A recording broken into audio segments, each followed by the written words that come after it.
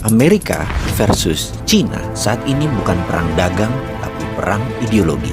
Jadi janganlah melihat Amerika dan Cina bersih tegang, kemudian pejabat negara berkomentar, oh itu cuma perang dagang dua negara, gak banyak pengaruhnya buat Indonesia, kita cari negara lain selain mereka.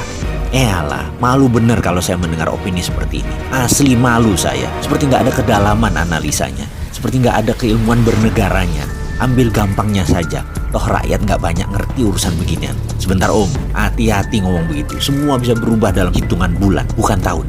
Kembali ke persamaan level playing field, kesamaan cara bermain yang sedang Amerika tekan Cina ini. Apa yang mau disamakan? Ideologi Amerika adalah demokrasi.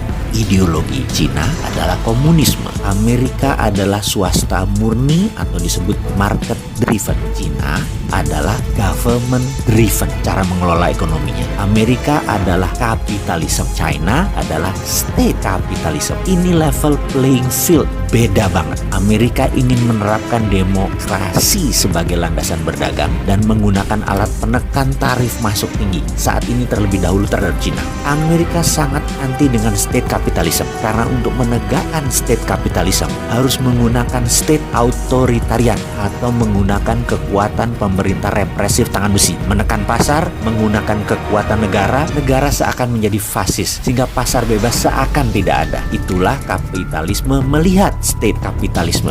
Melihat negara berbisnis berbasis BUMN, gaya heavy on government dan less to private atau semuanya pemerintah dan kurangnya peran swasta adalah ideologi yang harus diterapkan jika sebuah negara ingin menggunakan dana obornya Cina. Harus government driven. Itu banyak terjadi seperti di negara Sri Lanka, di negara-negara Afrika, Papua Nugini dan banyak negara lainnya.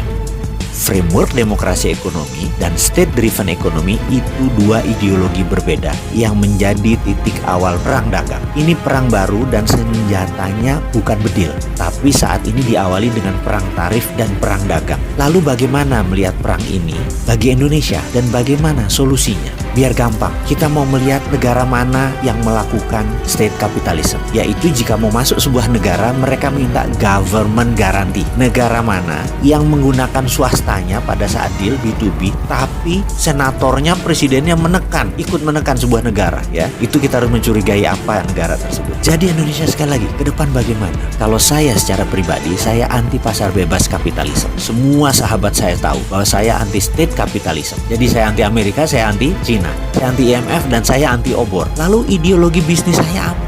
Ideologi bisnis saya adalah ekonomi Pancasila. Apa itu ekonomi Pancasila? Ekonomi Pancasila adalah ekonomi berbasis fair trade, keadilan, bukan free trade. Kembali ke topik perang dagang, state capitalism dan swasta pasar bebas. Tindakan Amerika melindungi swastanya, tindakan Cina melindungi komunismenya. Indonesia sekali lagi harus menerapkan ekonomi Pancasila berbasis fair trade. Diawali dengan membangun kekuatan dalam negeri, membangun kekuatan sendiri, membangun tanpa uang asing, tanpa teknologi asing. Stop menggunakan apapun berhubungan dengan asing. Tidak ada istilah foreign direct investment, tidak ada istilah ekonomi bergantung pada asing. Cukup membuat kebijakan ekonomi baru berbasis produk lokal.